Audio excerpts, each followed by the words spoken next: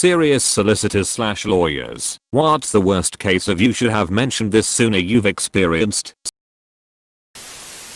Spent several hours zealously arguing that my client was severely disabled and couldn't work due to a back injury. It was so bad that the poor dude couldn't even sit in a chair throughout the entire proceedings. Rest my case. Opposing counsel calls in a DEC representative who proceeds to produce record after record of my client's deer hunting activities. He sat in a tree, in freezing weather, for many hours, shot and killed multiple deer, and transported their carcasses out of the woods all on his own. SMH. What an idiot. All he had to do was lay low. In-house attorney here, but I interned for a judge at our Court of Common Pleas during law school. There was a case of a guy that asked two early 20 girls a ride from the mall to a gas station. He told them he would pay them cash for the trip. During that trip, he sat in the back seat and had advised that he had a pellet gun that closely resembled a handgun. He said he had only pulled it out to show the girls, but never did anything further. That had been his testimony during all the proceedings. He willingly takes the stand and the prosecutor is questioning him about the gun and how he handled it. This dude willingly admits that he held it to the passenger's temple threatening to shoot her with what she believed to be a real gun. He also corrected the prosecutor during questioning, telling him that he never stated it wasn't a real handgun. That jury verdict came about as fast as one could. Sometimes I wonder about my own level of intelligence. Am I as smart as I think I am? And I don't consider myself to be particularly smart. Then I read something like this. Say a little thanks and have a generally good day. The bad news is you may not be as smart as you think you are. The worst news is everyone else is probably dumber than you think they are. I had a client charged with shooting and paralyzing victim. He was eyed by a woman in the house that knew him, but the witness was potentially biased. Client says he wants to fight the case. We then discuss whether it should proceed time waived or time not waived. The difference is how quickly the case is set for trial. Time not waived means the trial is set within 60 days. Time waived means the trial can start in more than 60 days. The importance was that my client told me he was not at the scene. I stressed the importance of being honest and that everything is confidential. He again said he was not at the scene. I told him we could get cell phone records to confirm that his phone was not at the scene of the crime at the time of the shooting.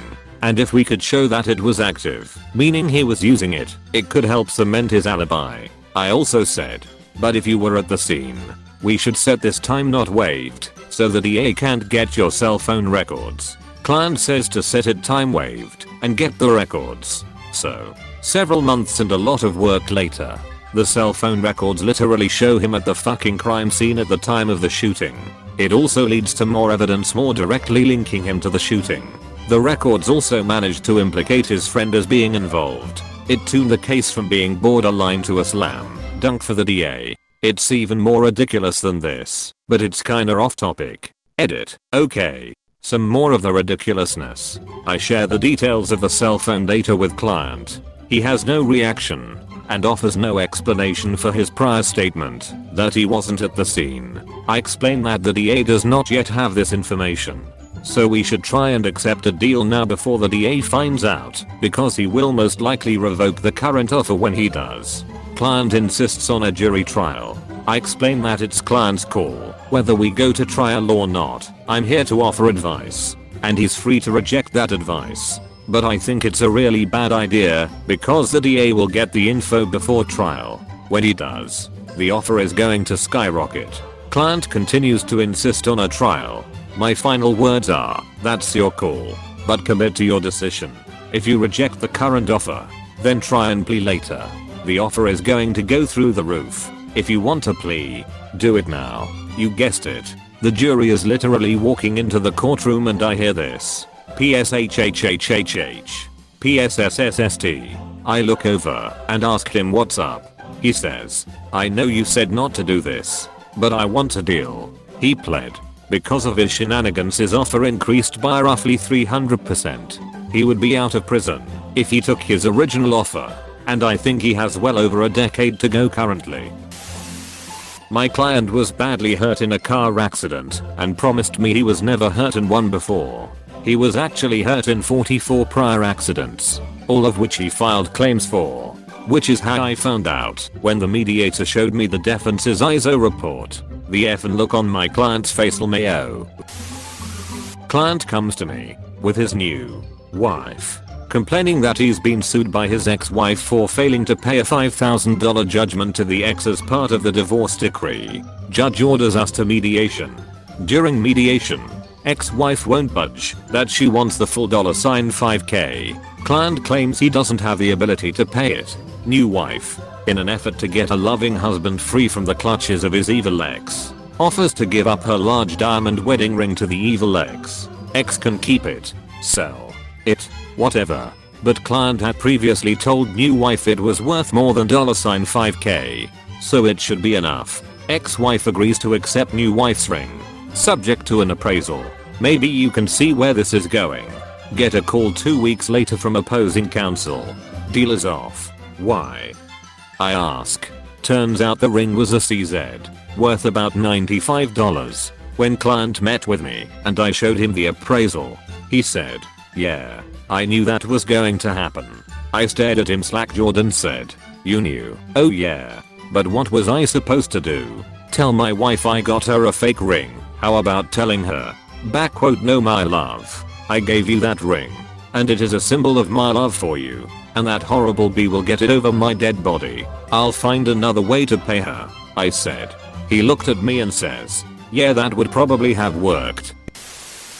A person involved in a motorcycle accident who sustained legitimate but not serious injuries. CCTV showed the incident. They were very much not at fault. They decided this was their big payday, claimed they could barely walk, had PTSD, serious back trouble, would never work again, the whole 9 yards. They neglected to tell their lawyer they had been working a manual labor job, riding motorcycles again, did a bungee jump, all of which we caught on video / they documented via social media. They did not get the multi-million-pound settlement payment they expected and were pursued for fraud. It was a fun phone call after we sent the tape full of evidence. Had a client charged with being a convicted felon in possession of a handgun. She had been in a car that had gotten into a shootout on the interstate in the middle of the night in a rural area at least. She was the passenger and her car pulled into the state trooper post in the county I practiced in. Her car was shot twice, so it was obvious something happened. But there was a gun in the car. She had a 30-year-old felony theft conviction, so she was charged. She had some crazy story for what happened, but it was obvious that it was a drug deal gone wrong. However, that didn't matter for her charge really. The discovery was really light. The driver of her car wasn't a convicted felon, and it didn't appear the state police had investigated the fact there was another car obviously shooting at my client, even though the genesis of the shootout was just up the road in that same post's jurisdiction. Short of it was she had some legitimate defenses. I had met with her multiple times, discussed her case in depth, and was preparing for trial. About 2 weeks from trial in passing she mentioned that a state trooper had interviewed her at the state police post, which was annoying because at this point the case was 7 or 8 months old. So I looked through the discovery again. Don't see anything, but file a motion asking for any recordings of interviews. Sure enough, the prosecutor was sitting on it, which is shady as fuck, unethical, and common practice for that prosecutor office. I get the interview and all of 4 minutes and she tells the cop not only did she know the gun was in the car, but that she had been the one shooting. That pretty much killed every defense I had. We had a come to Jesus talk the next day and she took her offer, which was the minimum of 5 years to serve.